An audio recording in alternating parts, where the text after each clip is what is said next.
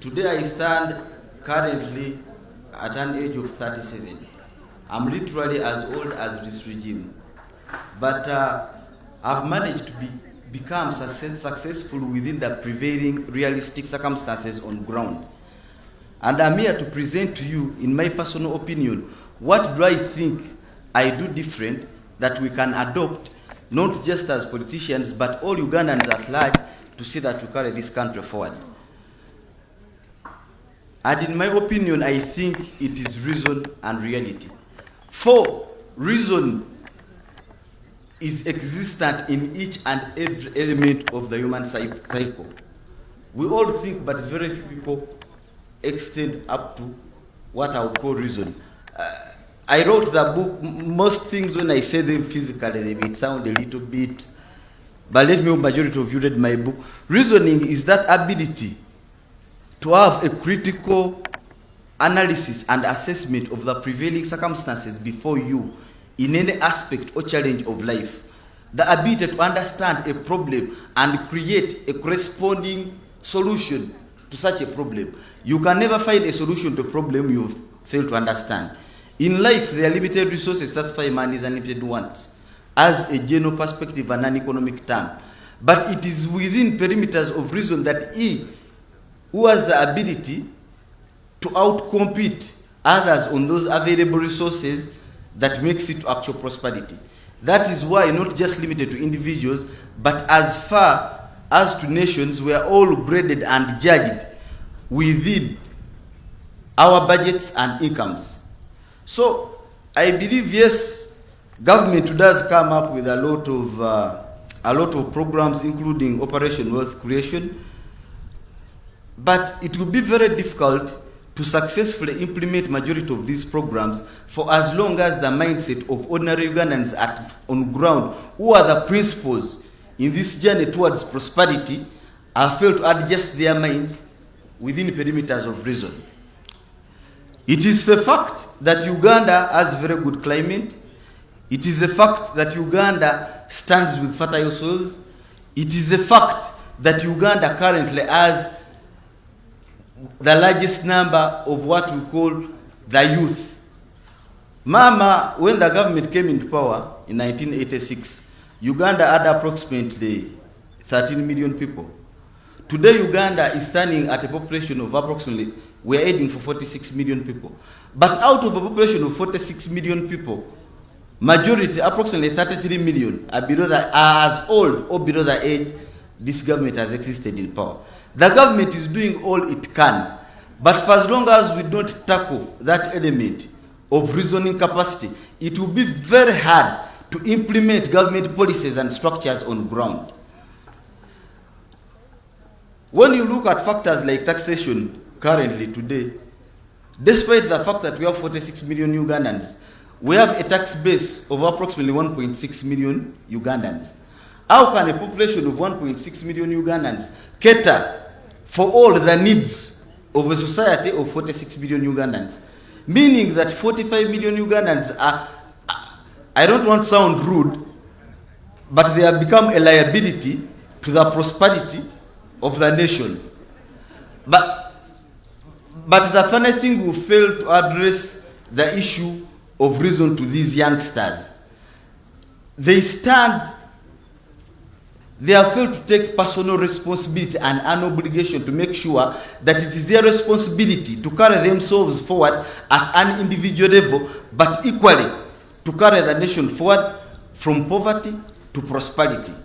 So, and the only way we can, actually, if I go to the legislature as well, you find that in Uganda, every year our budget is going up, but the tax base is not growing.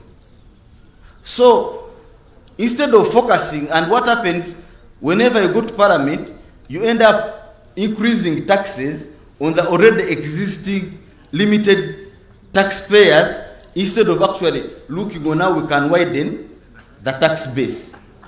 So, I believe if we can focus on making laws to see how we can widen the tax base from the existing 1.6 million Ugandans to at least 5 or 10 million Ugandans, What is happening with the tax frameworks that are coming into action today is that it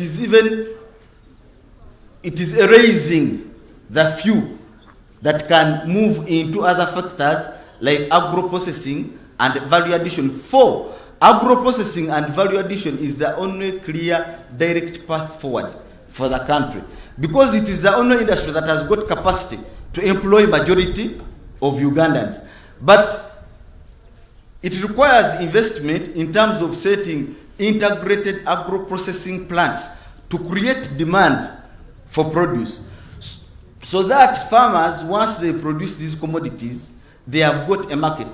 To promote things like import substitution, currently we're importing things for approximately 7.8 billion a year. Now, and majority of these things are agro. Why not add value on our commodities instead of importing them in the raw perspective for peanuts, and we buy them back from these foreign countries at 10 or 20 times the price? Why not look for the market through this integrated agro-processing plant? I'm talking to you, honorable members of parliament, because at the end of the day, you are the people that draft the laws.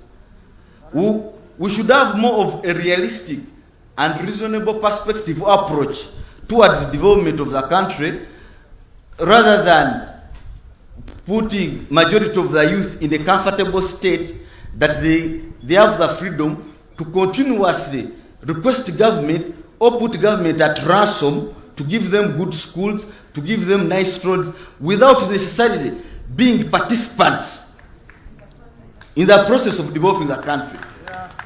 It is totally unfair to have a population of 46 million Ugandans when only 1.6 million Ugandans are paying taxes. I go back to reason. You see, reason looks at that done rather than that would be done. I'm discussing Uganda for what it is today, not for what I ought it to be.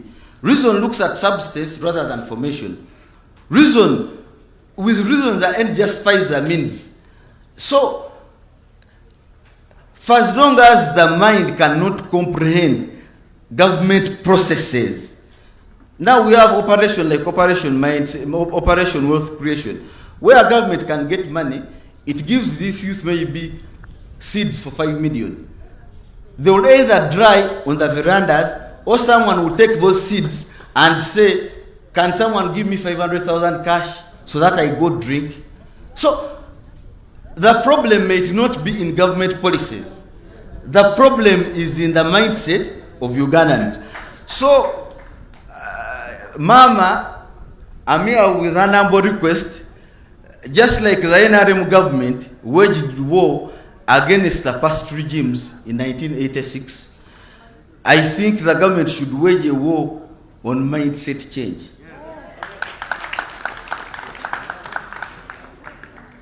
And Mama, it is my honor and I'm humbled to present you today, because for the first time in the Ministry of Education, at least we are seeing reforms in accordance, in line with our current education systems, to see how our education system can fit within the realistic perimeters of the needs of the nation.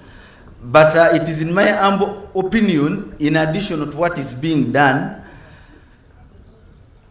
if majority have read my book, I described an education system as a tool or a system that is being introduced to a society to prepare people of a certain society on how they can engage the day-to-day challenges and provide corresponding solutions to those problems. Mama, it is unfortunate that the biggest percentage of our education sector today was imported and imposed.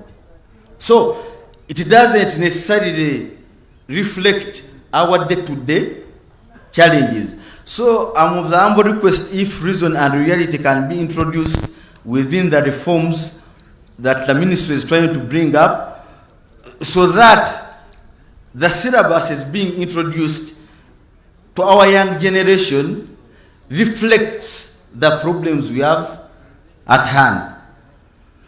Also, Mama and honorable members of Parliament, as you are in Parliament making laws, we have a very big challenge when it comes to our banking sector.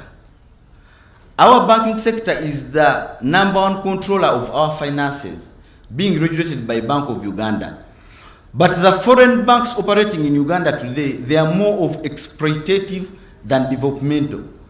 First and foremost, they are so undercapitalized. They don't come in with capital.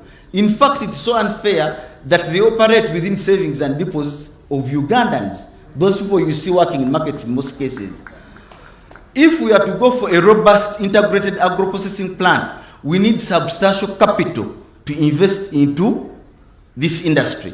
But if our current banking sector does not have the capacity to give us a push, then how shall we move forward? So I'm of the humble request that government, maybe through the regulator Bank of Uganda, they request these banks, foreign banks, if they are to make money here, they should recapitalize their banks. And also they have a tendency of profit repatriation. These banks take each and everything out of the country. It is like a financial broom that sweeps everything out of the country, year in, year out. How can we possibly develop when these people are taking everything? Mama, it is also a reasonable realist fact, because yes, we might be Ugandan, but at the end of the day, we're equally Africans. It is very unfortunate that the West looks at us from a poor perspective, and that is how they define us. But you'll find that Africa holds 80% of the world's resources. Then their survival is dependent on the resources they get from here. So the question remains, we the Africans today, or Ugandans, and the West, who is donating to who? We should simply sit down and reason out how we can explore the existing resources towards our own prosperity. But Mama, all in all, I still focus on reason. Reason being that when you give someone reason, you've given them the future. For me as a businessman, I wouldn't want to call someone a failure. But regardless of how much money we put into the economy or saturation, for as long as these youth don't have the reasoning capacity to make these sums of money productive, it will be very hard as a nation to move forward. Because in business, a weak mind, I think it is the most polite word I can use. A weak mind is like letter zero. There is no capital that is big enough for a weak mind. Even if I gave you 10 billion, even if I gave you 20 billion, you'll still waste it for as long as you multiply it to zero. So if we put the mind right, I think we shall put our economy in the right direction. Ugandans must be part of the problems. They must be direct participants if we are to see Uganda grow. This idea of giving them comfort that it is okay, no, it is not okay. It is not okay. You just have to be. It is unfair for you to hold government accountable for taxes you haven't paid. So how do we bring more Ugandans on board so that they are more productive and they can see this nation move forward? And we can't take a forceful approach. Like for instance, we can't get borders going back to villages, no, forcefully. But since we are running a liberal economy, when you look at factors of demand and supply, if we can make a robust integrated agro-processing plant where tilling your land in Chiboga becomes much more profitable than actually riding a border in Kampala, you'll be forced to move into villages. So we shall have more people moving into villages and less people moving into town. Because urbanization is one of, with a good climate, as a fertile soils and good energetic population, it is unfair. It is unfair. Ugandans have been unfair to the nation. That's what I can say. We need to give those youth direction, and I think it should start with members, honorable members of parliament. When they are forming laws, they should make laws that make Ugandans participants in the prosperity of our nation. Thank you very much.